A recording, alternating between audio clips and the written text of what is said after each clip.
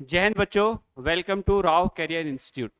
तो physics lecture की series में आज हम लेके आए अपना नेक्स्ट लेक्चर, जो कि लेक्चर नंबर 4 होगा। मैं आपको पहले बता दूं, ये वाली जो सीरीज है जो आपके CUT के बच्चे जो जिसका एग्ज़ाम दे रहे हैं उनके लिए बेहतरीन होने वाली है। साथ ही में जितने भी सारे स्टेट बोर्ड के बच्चे हैं, चाहे वो राजस्थान बोर्ड हो या आपका हरियाणा बोर्ड हो, उत्तर प्रदेश बोर्ड हो, उत्तराखंड बोर्ड हो, हिमाचल बोर्ड हो, अन्य सभी राज्यों के जितने भी आपके बोर्ड के पॉइंट ऑफ व्यू से ये वाली सीरीज काफ़ी महत्वपूर्ण है। क्योंकि इस सीरीज में हम क्या कर रहे हैं कि सभी जो कॉमन टॉपिक में पहले उन्हें कंप्लीट कर रहे हैं, फिर वन बाय वन क्वेश्चन के माध्यम से वो वाले टॉपिक भी कवर करेंगे जो हर एक बोर्ड, हर एक राज्य में अलग अलग पूछे गए हैं। तो ये शुरू करते हैं आज का लेक्चर।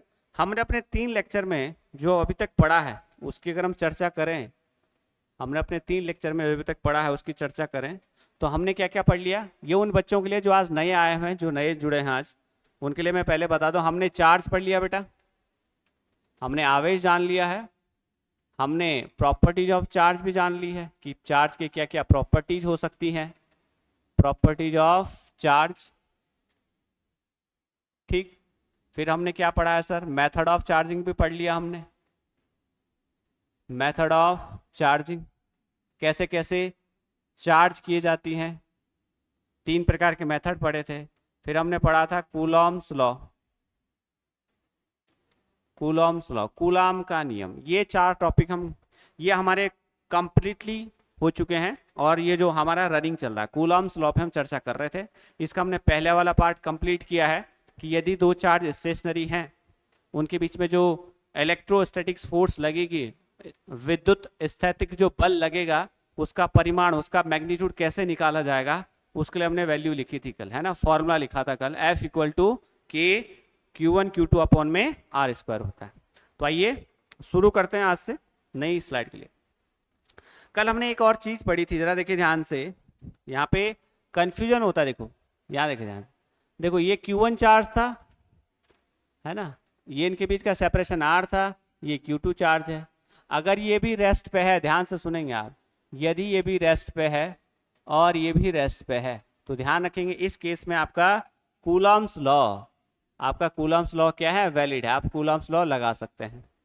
लेकिन यदि ऐसा है, जरा सुने ध्यान से, ये Q1 चार्ज क्या कर रहा है बेटा, मूव कर रहा है, और ये Q2 चार्ज यहां से क्या कर रहा है, मूव कर रहा है, तो इस केस में आपका जो कूलॉम्स लॉ है वो वैलिड नहीं होगा। ध्यान रखेंगे आप, यदि दोनों चार्ज मूव कर रहे हों तो आपका उस केस में कूलॉम्स लॉ वैलिड नहीं होगा। कभी कभी मेरे मन में ख्याल आता है, मतलब आपके मन में, आपकी भावनाओं की बात कर रहा हूं मैं, ये पहला केस था, ये दूसरा केस है। ऐसा भी हो सकता है सर कि अगर हम Q1 को, ये जो Q1 चार्ज है ये रेस्ट पे है, राइट, और सर ये R डिस्टेंस है, और ये जो Q2 चार्ज है ये मूव कर रहा है। बताइए इस केस में कूलॉम्स लॉ वैलिड होगा या नहीं। तो कई बच्चों को कंफ्यूजन हो सकता है, वैलिड हो भी सकता है, नहीं भी हो सकता, क्योंकि सर ये वाली बात तो हुई नहीं यहाँ पे, एक रेस्ट पर एक मूव है। तो ध्यान रखेंगे इस वाले केस में कूलॉम्स लॉ वैलिड हो जाएगा। ध्यान रखेंगे, वेरी वेरी इंपॉर्टेंट, कुछ नई बात सीखे होंगे आप आज। इसी बात पर आप एक लाइक भी कर सकते हैं, चैनल को, वीडियो को भी लाइक कर सकते हैं, चैनल को आप सब्सक्राइब कर सकते हैं, अपने दोस्तों को बता सकते हैं सीरीज के बारे में। फिजिक्स सीरीज चल रही है आपकी बोर्ड पॉइंट ऑफ व्यू से, CU2 पॉइंट ऑफ व्यू से, बाकी अन्य सभी जो आपके एंट्रेंस एग्जाम है उसके पॉइंट ऑफ व्यू से भी चल रही है।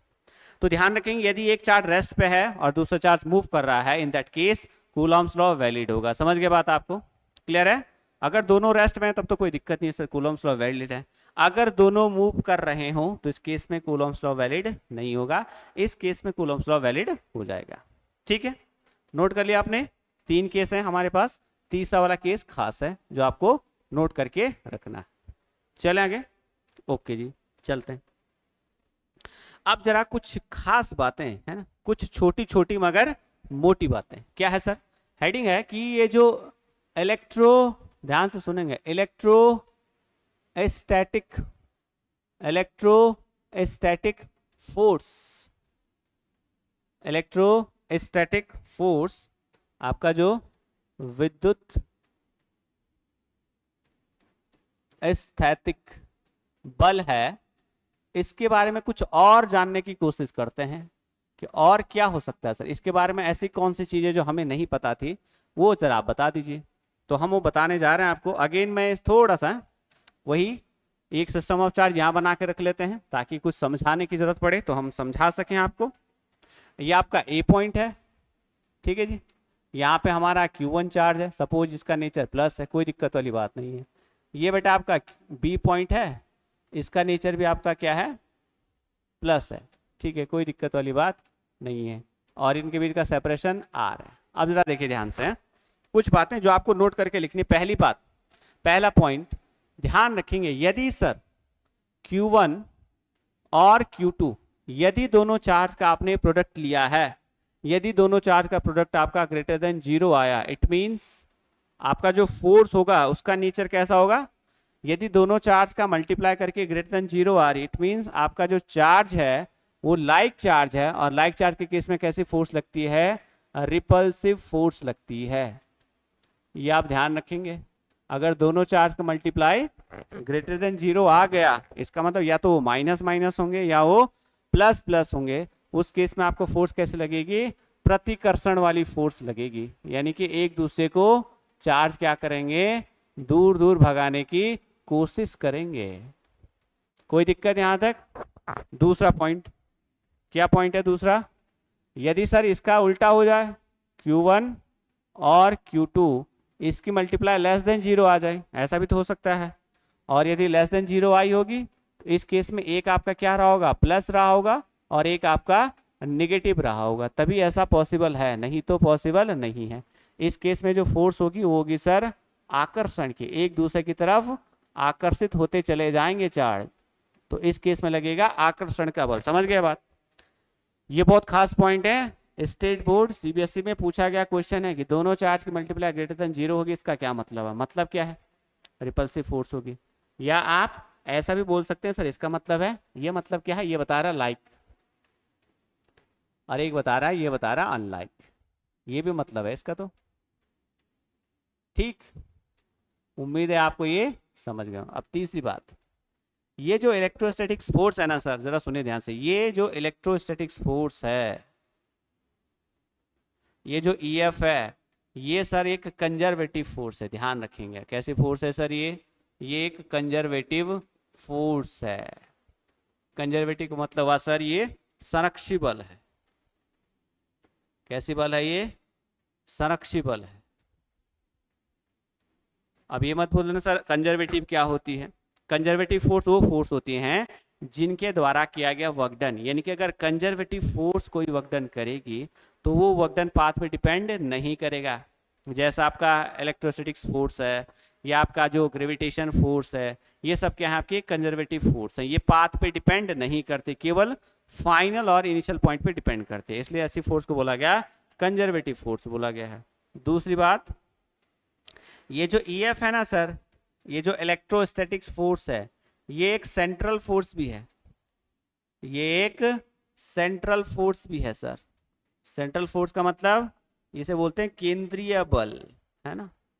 क्या बोलते हैं सर, केंद्रीय बल। मतलब इसलिए यहां पे काम आएगा ये पॉइंट। देखो ये दो चार्ज है, अब इन दोनों चार्ज के बीच में जो फोर्स लगेगी, इस केस में सपोज अगर हम थोड़ा सा डायग्राम को, अगर माना ये माइनस है, ठीक है, ये क्या है आपका माइनस है, तो इनके बीच में क्या लगेगा, अट्रैक्शन लगेगा। अब जो अट्रैक्शन लगेगा, ध्यान से सुनेंगे आप, दोनों चार्ज के सेंटर लाइन को जो ज्वाइन करती हुई लाइन जाएगी उसके अलोंग ही लगेगा, यानी कि इस पे जो अट्रैक्शन लगेगा इसी लाइन के अलोंग लगेगा, ऐसे ऐसे लगेगा अट्रैक्शन। कभी भी ऐसे नहीं हो सकता, यहां देखिए ध्यान से, ऐसा कभी नहीं होगा कि ये चार्ज अट्रैक्ट होके यहां आ जाए और ये चार्ज अट्रैक्ट होके यहां आ जाए, ये वाला केस पॉसिबल नहीं है। दोनों चार्ज के बीच में जो फोर्स ऑफ रिपल्शन या फोर्स ऑफ अट्रैक्शन, वो सेंट्रल लाइन के अलोंग ही लगेगा। अट्रैक्शन होगा तो ऐसे, रिपल्शन होगा तो ऐसे, मतलब ऐसे नहीं हो सकता सर अट्रैक्शन, ऐसे अट्रैक्शन नहीं होगा या ऐसे अट्रैक्शन नहीं होगा, इसी लाइन के अलोंग अट्रैक्शन और रिपल्शन होगा। उस केस में से बोला जाता है सेंट्रल फोर्स। क्लियर। पांचवी बात है, ये जो इलेक्ट्रोस्टैटिक फोर्स है, ये कूलॉम्स लॉ को नहीं, कूलॉम्स क्यों कह रहा है, न्यूटन्स थर्ड लॉ को फॉलो करती है। Newton's third law Newton third law को फॉलो करती है, उसके नियम का पालन करते हैं। न्यूटन के गति का तृतीय नियम जो था, क्या था सर वो, यानी कि फोर्स एक्टिंग, ऐसा लिखेंगे आप, force acting on one due to two. कल बताया था क्या मतलब हुआ इसका, force acting on one due to two equal to क्या होता, माइनस ऑफ डायरेक्शन क्या होती है, अपोजिट होती, force acting on two due to one. ऐसा केवल आपने न्यूटन्स के थर्ड लॉ में देखा होगा। तो यहाँ पे भी वही है, जितना फोर्स ये वाला चार्ज इस पे लगाएगा ना, उतना ही फोर्स वाला चार्ज पहले पे लगाएगा। इसलिए इसको बोलते हैं, ये न्यूटन्स के थर्ड लॉ को वैलिड करता है। या आप देखिए ध्यान से, इसको आप ऐसा भी फ्रेम कर सकता है एग्जामिनर, यहां देखिए ध्यान से, ये आपको याद करना है कि अगर दो चार्ज हैं, दो चार्ज हैं, बताओ, mod of force acting on one due to two divided by mod of force acting on due to one बराबर कितना आएगा, 1 आएगा, क्योंकि दोनों का मैग्नीट्यूड सेम है। ध्यान रखेंगे, दोनों का मैग्नीट्यूड सेम है, बस डायरेक्शन अपोजिट है। न्यूटन्स के थर्ड लॉ में भी यही बात की गई थी, every action has equal and opposite reaction, बस डायरेक्शन अपोजिट है, मैग्नीट्यूड सेम है। इसलिए जितना फोर्स दूसरा चार्ज पहले पे लगाएगा, उतना फोर्स पहला चार्ज दूसरे पे लगाएगा, इसलिए उन दोनों का मैग्नीट्यूड क्या आएगा, 1 आएगा। ये आपको याद कर लेना चाहिए, ठीक है। तो हमने क्या देखा, Q1 Q2 ग्रेटर देन 0 तो repulsive, Q1 Q2 less than 0 तो अट्रैक्टिव। अगर ये कैसी फोर्स है, कंजर्वेटिव फोर्स है। दूसरा कैसी फोर्स है, ये सेंट्रल फोर्स है, ठीक है। एक और चीज मैं थोड़ा सा इसको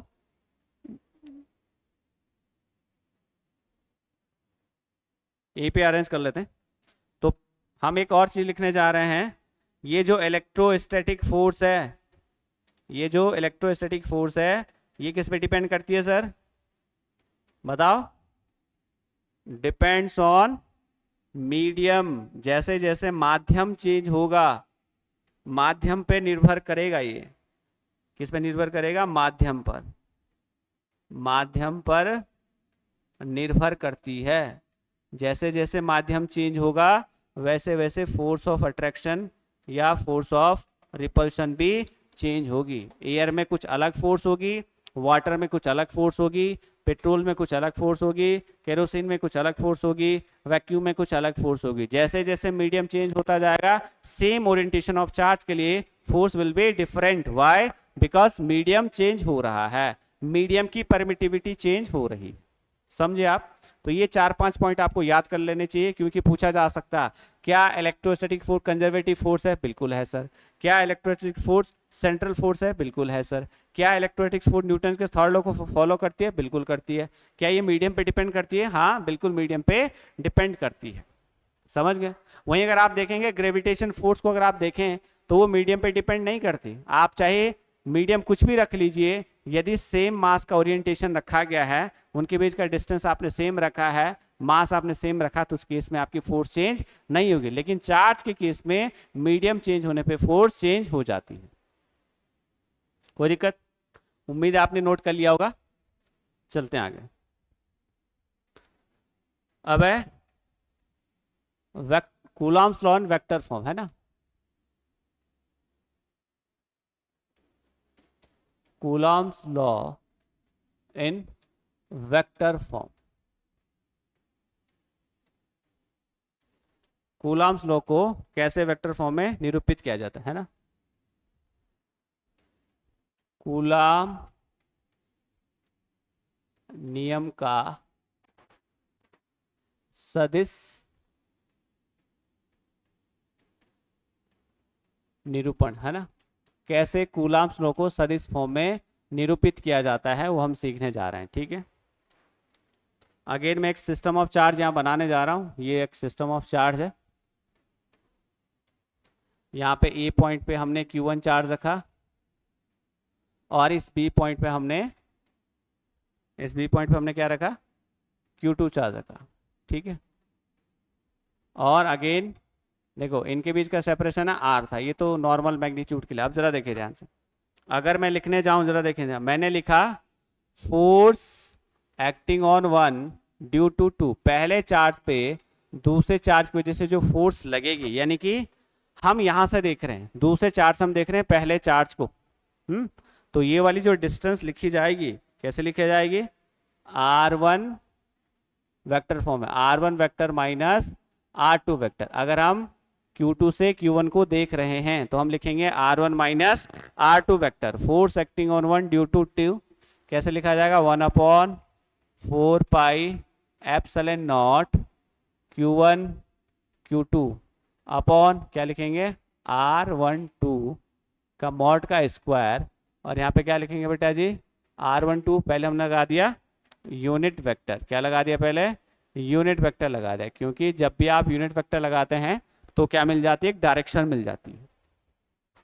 ऐसा भी आप लिख सकते हैं। इसी को आप इसी क्रम में थोड़ा सा आगे एडवांस फॉर्म में लिख सकते हैं, 1/4 पाई एप्सिलॉन नॉट। कल हमने बात की थी, यदि आपको यूनिट वेक्टर दे रखा हो तो उसको आप कैसे लिख सकते हैं, Q1 Q2, ये बन जाएगा मॉड ऑफ R12 का क्यूब, और यहाँ क्या लिख देंगे, R12 वेक्टर। आप इसको ऐसा भी लिख सकते हैं, देखो कैप से अब क्या हट गया, वेक्टर फॉर्म में आ गया। तीसरा इसी को आप ऐसा भी लिख सकते हैं, F12 बराबर 1/4 pi epsilon naught Q1 Q2 upon mod of R12 का क्यूब, और यहाँ क्या लिख देंगे, R1 vector minus R2 vector. आप इसको ऐसे भी लिख सकते हैं, ये भी सही है, ये भी सही है, और ये भी सही है, ठीक है। Force acting on 1 due to 2, क्या है सर, हम 2 से अब A को ऑब्जॉर्व कर रहे हैं, तो उसके लिए जो आपका ये वाला जो पोजीशन वेक्टर हो जाएगा वो फाइनल माइनस इनिशियल, तो R1 vector minus R2 vector हो जाएगा, समझ गए, R1 vector minus R2 vector हो जाएगा। सिमिलरली अगर मैं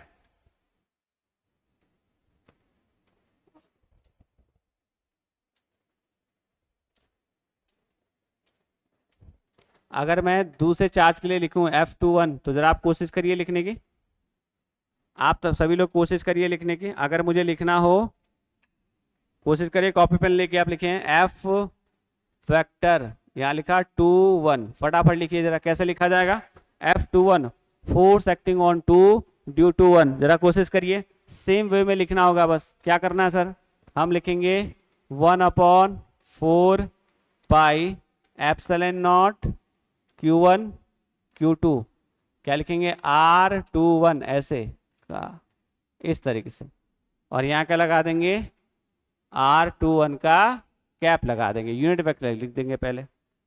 फिर क्या करना, इसी को आप ऐसा लिख सकते हैं, F21 equal to 1/4 pi epsilon naught, क्या लिखेंगे, Q1 Q2 अपॉन में R21 का क्यूब, और यहाँ क्या आ जाएगा सर, अब वो वेक्टर आ जाएगा R21 वेक्टर, और इसी चीज को F21 equal to 1/4 pi epsilon naught Q1 Q2 upon R21 का क्यूब, और यहाँ क्या लिख देंगे, R2 vector minus R1 vector. इस तरीके से आप लिख सकते हैं, कूलम्ब्स को वेक्टर फॉर्म में आप ऐसे रिप्रेजेंट कर सकते हैं।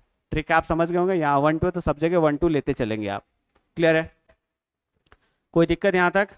ये F12 के लिए लिखा, और ये F21, ये भी सही है बॉस, ये भी सही है, और ये भी सही है, कोई सा भी आप लिख दोगे तो बात आपकी बन जाएगी, ठीक है। किसी भी क्वांटिटी है, अगर वो वेक्टर क्वांटिटी है, उसको वेक्टर फॉर्म में लिखना है तो उसके आगे आप क्या लगा दो, यूनिट वेक्टर लगा दो, आपको वेक्टर फॉर्म दे देगा। डन, नोट करें इसको फटाफट, जरा इसको आप फटाफट नोट करिए, क्लियर है, चलो जी ठीक है, चलते हैं आगे।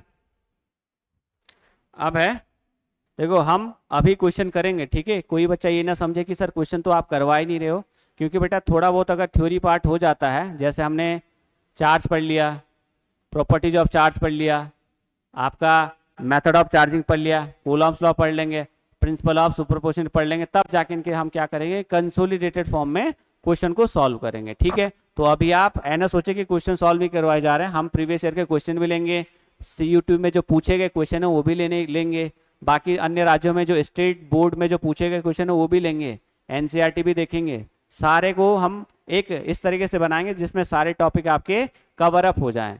क्योंकि मेन होता है आपको कंसेप्ट सीखना है, कैसे प्रॉब्लम को सॉल्व किया जाता है, ठीक है। बाकी आप अपने एंड पर बना सकते हैं। यदि आपको किसी बच्चे को लगता है किसी क्वेश्चन में किसी को डाउट है तो आप हमें भेज सकते हैं, राउस करियर इंस्टीट्यूट पे आप भेज सकते हैं, आपको उसका प्रॉपर सॉल्यूशन अगले दिन मिल जाएगा, ठीक है। तो एक नया टॉपिक है, लिखेंगे आप प्रिंसिपल ऑफ सुपरपोजिशन। क्या लिखेंगे सर?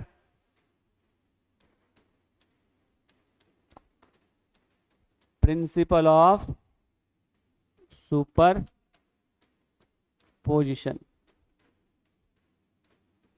प्रिंसिपल ऑफ सुपरपोजिशन क्या बोलते हैं इसको? अध्यारोपण का सिद्धांत। क्या बोलते हैं?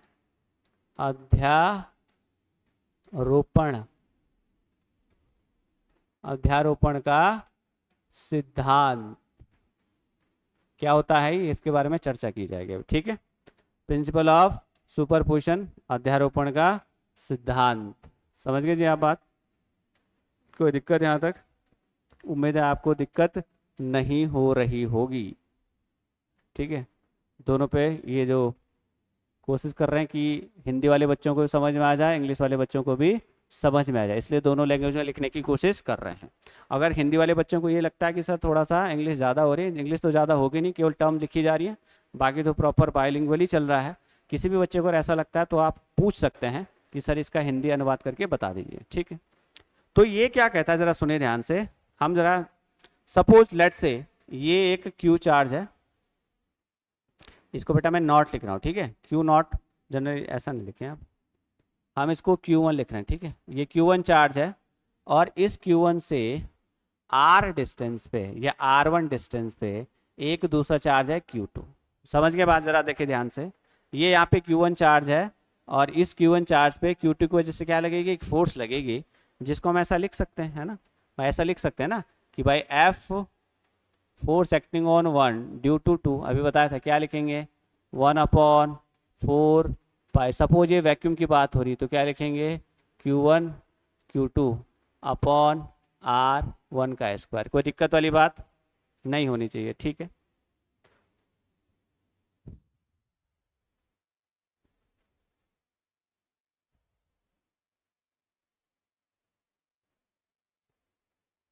ऐसे लिख दो, है ना, R12 का स्क्वायर, ठीक है। ऐसे माना इसके बगल में एक दूसरा चार्ज आ गया, ये आपका Q3 चार्ज है, यहाँ से इसके डिस्टेंस हमने लिख दिया R13 है, तो क्या लिखा जाएगा? Force acting on 1 due to 3, क्या लिखा जाएगा? 1/4 pi epsilon naught Q1 Q2 upon R13 का स्क्वायर। ऐसे ही तो लिखेंगे, है ना, कुछ ऐसा लिखा जाएगा, है ना।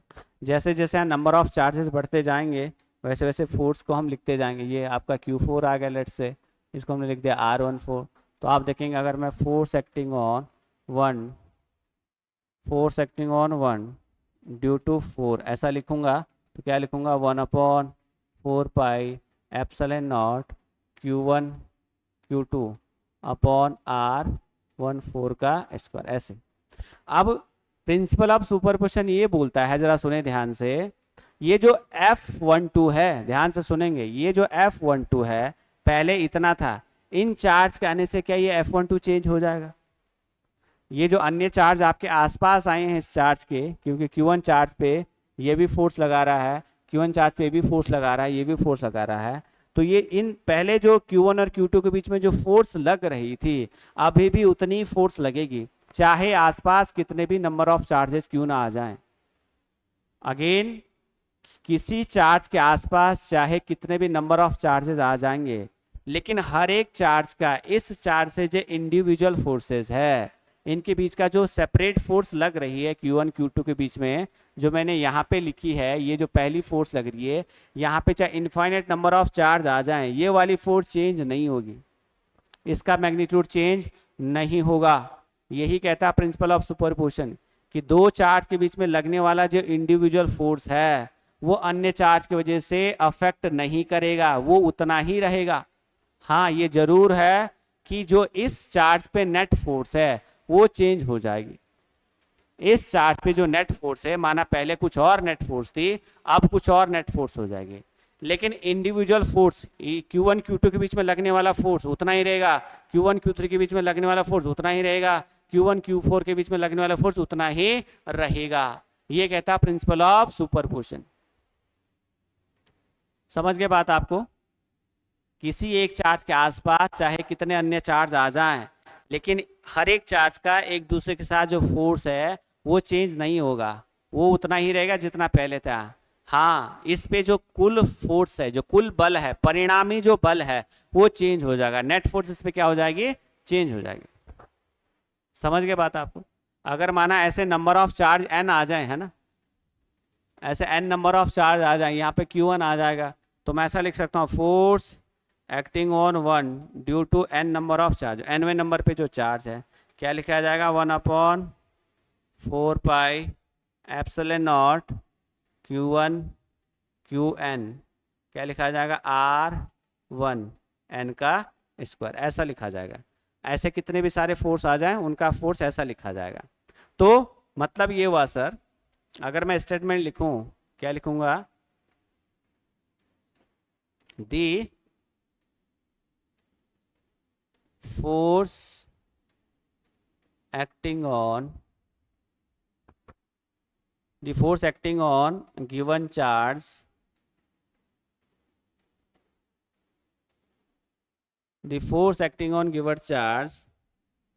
is not नहीं, the force acting on given charge is equal to vector sum of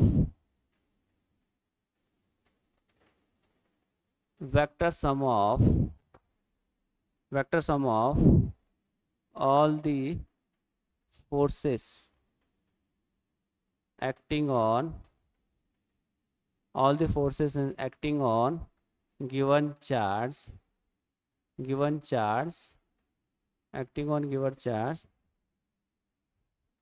तो क्या लिखा है? The force acting on given charge is equal to the vector sum of all the forces, vector sum of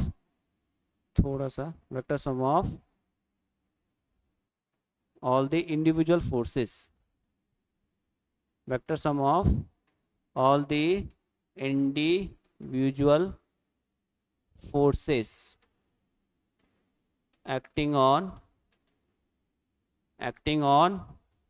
that charge, क्या होगा sir? उस charge पे जो लगने वाला फोर्स होगा वो किसके बराबर होगा? इन सब का जो वेक्टर सम आएगा, भाई इसका एक डायरेक्शन आएगा, इसका भी क्या है? एक डायरेक्शन आएगा, इसका भी क्या है? एक डायरेक्शन आएगा। तो सभी डायरेक्शन को मिला के जो सबका वेक्टर सम किया जाएगा, जो वेक्टर सम कैसे किया जाता है? जैसे वेक्टर का किया जाता है लॉ ऑफ पैरेललोग्राम से। तो कह रहा है कि इन सभी का जो वेक्टर सम आएगा वही उसके क्या होगा? बराबर होगा। ठीक है, क्लियर है बात? कोई दिक्कत?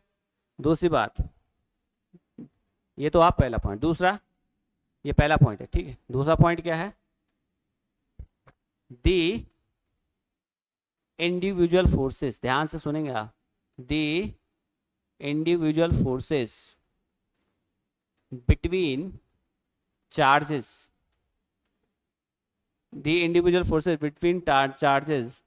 does not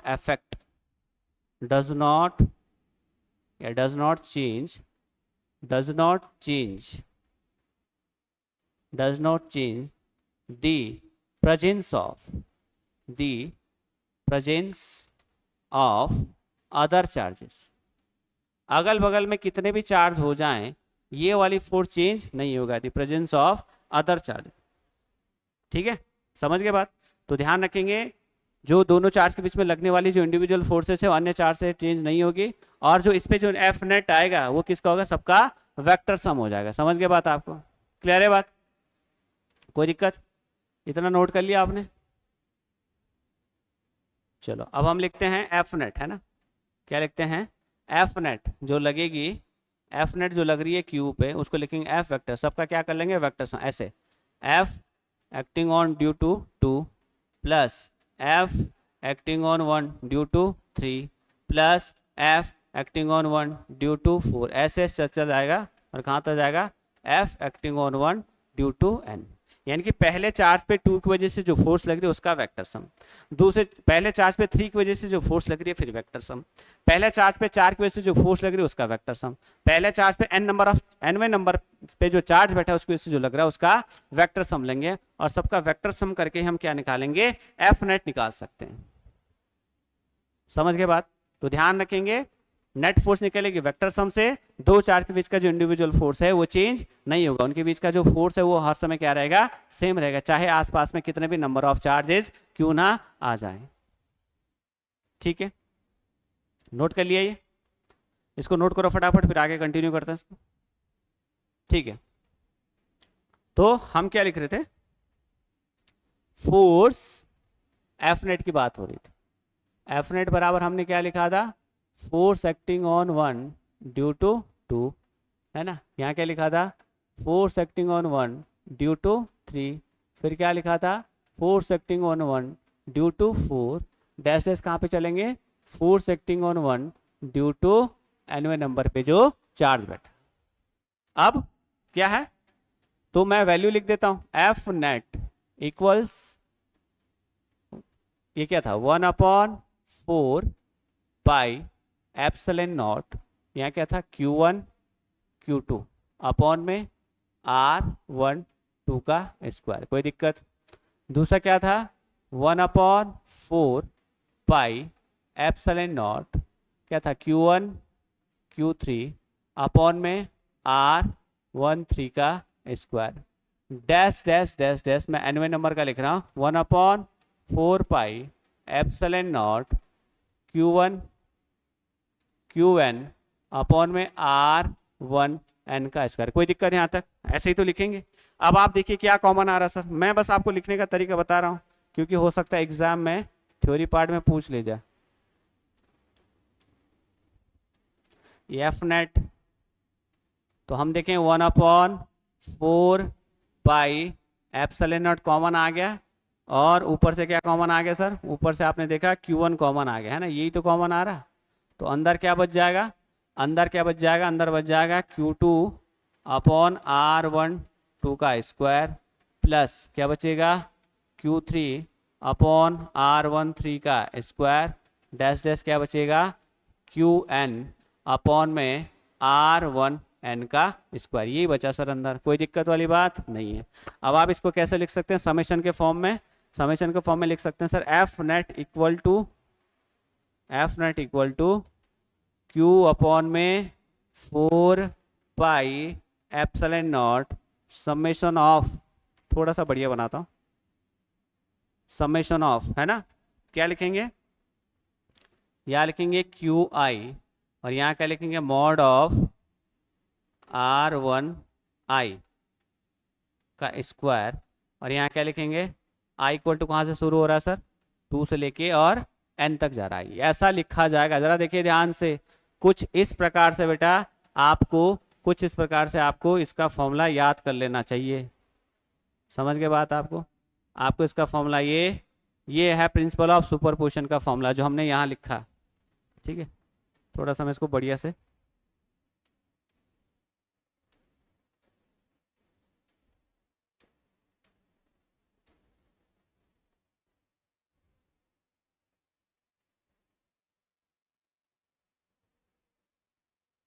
ये हमें प्रिंसिपल ऑफ सुपरपोजिशन का फॉर्मूला मिल गया है कि किसी भी चार्ज पे लगने वाला जो एफ नेट होगा वो सबका क्या होगा, वेक्टर सम होगा, इंडिविजुअल फोर्सेस का वेक्टर सम हो जाएगा। और इसी पे बेस्ड हम आगे क्या करेंगे, अभी क्वेश्चन करेंगे। ठीक है, नोट करो फटाफट, फिर हम एक दो क्वेश्चन कर रहे हैं, फटाफट नोट करिए प्लीज, हरी अप, कोई दिक्कत वाली बात नहीं। आप थोड़ा सा पाउस, थोड़ा सा अभी आप जल्दी जल्दी कर सकते हैं, बाकी आप वीडियो को दोबारा भी देख सकते हैं, फिर आप नोट करिए उस पर। ठीक है, ठीक है जी, चलो अब जरा देखिए ध्यान से, यहीं पे हम बहुत आराम से एक प्रॉब्लम कर रहे हैं, आर्टिकल प्रॉब्लम जिसे कहते हैं। ये सपोज थोड़ा सा फिगर अच्छी नहीं बनी, मैं स्क्वायर लेता हूँ, ये स्क्वायर है। ठीक है, जरा देखिए ध्यान से, आप सभी लोग इस पे ध्यान रखेंगे भाई, ये स्क्वायर है बेटा। ठीक है, मैं नेमिंग कर देता हूँ स्क्वायर की, हम नेमिंग कर देते हैं स्क्वायर की। ये आपका ए है, ये आपका बी कॉर्नर है, ये आपका सी है, और ये आपका डी है। और इस स्क्वायर की जो साइड है वो है 100 सेंटीमीटर, कोई दिक्कत वाली बात।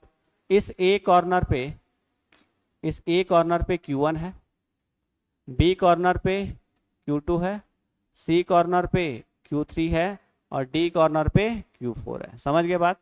अच्छा जी, यहाँ पे कंडीशन क्या है कि जो Q1 है उसकी वैल्यू है +1 कूलाम, जो बेटा Q2 है उसकी वैल्यू है -1 कूलाम, जो आपका Q3 है उसकी वैल्यू है 1 कूलाम, जो आपका Q4 है उसकी वैल्यू है 1 कूलाम। समझ गए बात? ये आपको डेटा दे रखा है, जरा देखिए ध्यान से। आपसे पूछा Q1 की वैल्यू +1 कूलाम है, Q2 की वैल्यू -1 कूलाम है, Q3 की वैल्यू भी +1 कूलाम ही है, ये प्लस है और ये भी क्या है आपका प्लस है।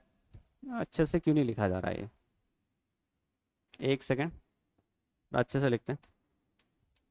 Q1 की जो वैल्यू है वो है +1 कूलाम, Q2 की जो वैल्यू है वो है -1 कूलाम, Q3 की जो वैल्यू है वो है +1 कूलाम, Q4 की जो वैल्यू है वो है +1 कूलाम। आप बताओ बी कॉर्नर पे जो चार्ज बैठा है उस पर एफ नेट बताइए।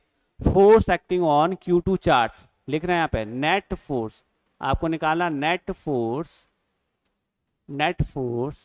Acting on Q2 charge.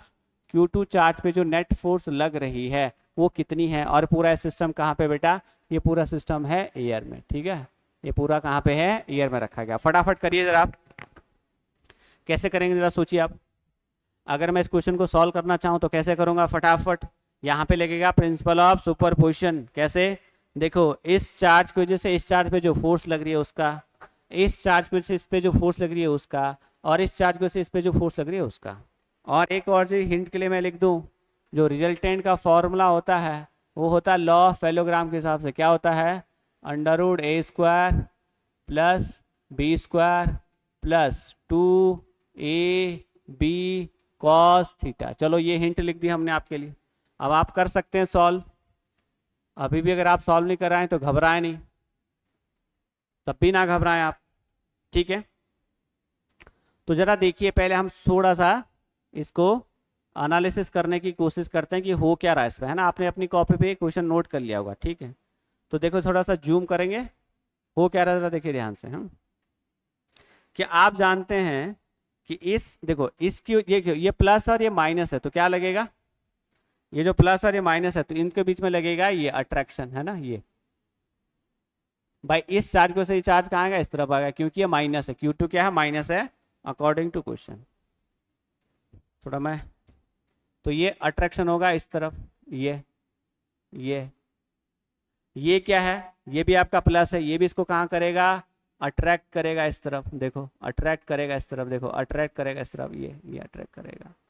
और बेटा ये भी क्या है, प्लस है, ये भी इसको क्या करेगा, अट्रैक्ट करेगा अपनी तरफ, अलोंग द डायगोनल, है ना, अलोंग द डायगोनल ये इसको क्या करेगा, अट्रैक्ट करेगा।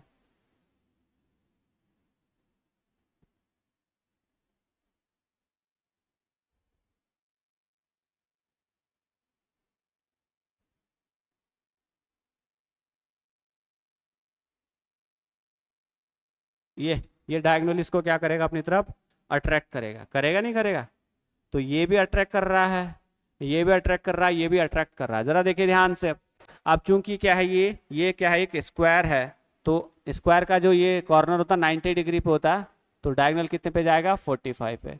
तो ये हो जाएगा 45 और ये भी हो जाएगा बेटा जी 45, कोई दिक्कत वाली बात नहीं है। तो पहले तो मुझे निकाल लेना चाहिए क्या, force acting on Q2 due to Q1, ये निकाल लेना चाहिए।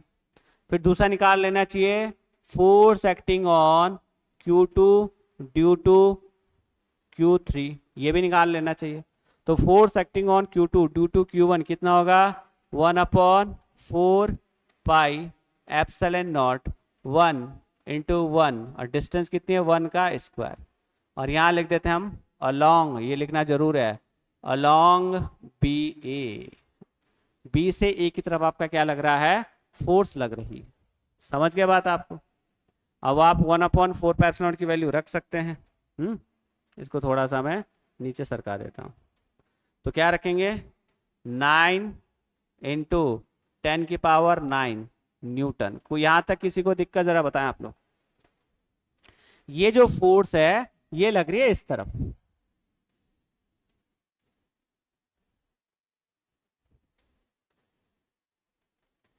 देखो ये चार्ज इसको अपनी तरफ खींचेगा इतने फोर्स से। सेम देखो क्योंकि स्क्वायर है, जितनी साइड ये होगी उतनी होगी उतनी, तो ये वाला भी क्या करेगा, सेम अमाउंट से अपनी तरफ खींचेगा। 9 इंटू 10⁹ न्यूटन। कोई दिक्कत? क्लियर है बात? क्योंकि ये भी प्लस है ये भी प्लस। अब देखो दोनों, देखो ये भी फोर्स है और ये भी फोर्स है, इन दोनों का अगर हम रिजल्टेंट लें तो यहां बना रहा हूं इन दोनों का ये रिजल्टेंट, देखो ये फोर्स लग रही है 9 इंटू 10⁹ और ये फोर्स लग रही है 9 इंटू 10⁹। दोनों के बीच का एंगल कितना है सर? 90 डिग्री है। अब क्या आप ये फॉर्मूला नहीं लगा सकते? अगर दोनों का रिजल्टेंट निकालना हो तो क्या ये लॉ नहीं लगा सकते आप? अंडर रूट 9 इंटू 10⁹ का स्क्वायर प्लस 9 इंटू 10⁹ का स्क्वायर। बाकी ये वाली टर्म क्या हो जाएगी? जीरो, क्योंकि एंगल कितना 90 और cos 90 कितना होता है? जीरो हो जाता है। समझ गए? तो जो रिजल्टेंट आएगा वो कितना आएगा बॉस? जरा बताओ, जो रिजल्टेंट आएगा वो कितना आएगा? वो आएगा 9 इंटू 10⁹ √2 न्यूटन। बताओ आएगा कि नहीं आएगा? और वो किस तरफ लगेगा? Along BD। किस तरफ लगेगा? अलोंग BD, क्योंकि रिजल्टेंट इन दोनों के बीच में जाएगा। ठीक है, यानी कि सर इस फोर्स और इस फोर्स की वजह से चार्ज ऐसे जा रहा और ये वाला चार्ज भी अपनी तरफ खींच रहा, तो ये भी निकाल लेते हैं।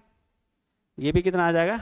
ये तो आ जाएगा 9 इंटू 10⁹ न्यूटन। ठीक है, अच्छा ये वाला निकालें जरा। Force acting on Q2 due to Q4 कितना आएगा? 9 इंटू 1/4 9 इंटू 10⁹ 1। अब ये वाली जो डिस्टेंस होगी स्क्वायर का डायगोनल क्या होता है? √2a होता है। अब a की वैल्यू कितनी है? 1 मीटर, तो √2 इंटू 1 क्या हो जाएगा? √2 हो जाएगा। उसका स्क्वायर करेंगे तो कितना आ जाएगा? 2, क्योंकि अपॉन में डिस्टेंस का क्या होता है? स्क्वायर होता है। तो हमने √2 का स्क्वायर करके क्या लिख दिया? 2 लिख दिया। यानी कि ये वाली जो फोर्स आई ये आई 9 इंटू,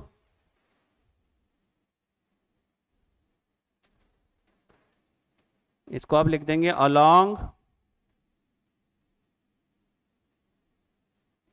BD। अब देखो ये भी आपका अलोंग BD आया, ये भी अलोंग BD आया, दोनों का डायरेक्शन क्या सेम है। तो जो नेट फोर्स हो जाएगी, जो आपकी F नेट हो जाएगी, वो दोनों को क्या कर लेंगे हम? ऐड ऑन कर लेंगे। 9 इंटू 10⁹ प्लस 9 इंटू 10⁹ अपॉन में 2। ये इनका क्या हो जाएगा? नेट फोर्स आ जाएगा। कितना आ जाएगा ये? 18×9 कितना होगा? 27। 27 इंटू 10⁹ अपॉन में 2 न्यूटन। और क्या आ जाएगा ये?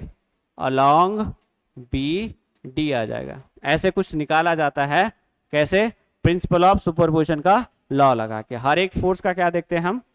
इंडिविजुअल डायरेक्शन देखते हैं, फिर हम लगाते हैं लॉ ऑफ फेलोग्राम, उसके हिसाब से हम नेट फोर्स निकाल लेते हैं।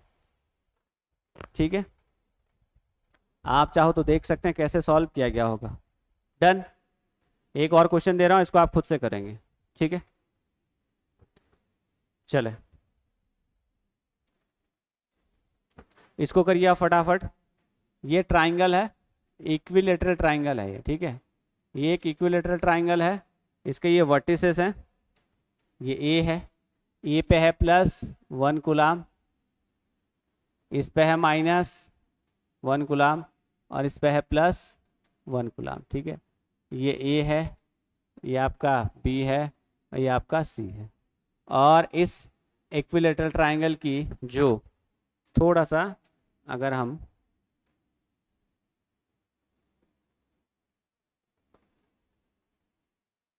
इसकी अगर मैं हाइट रख दूं, कितनी मान ले जाए इसकी हाइट? चलो इसकी हाइट मान लेते हैं 100 सेंटीमीटर। नहीं, हाइट रहने दो,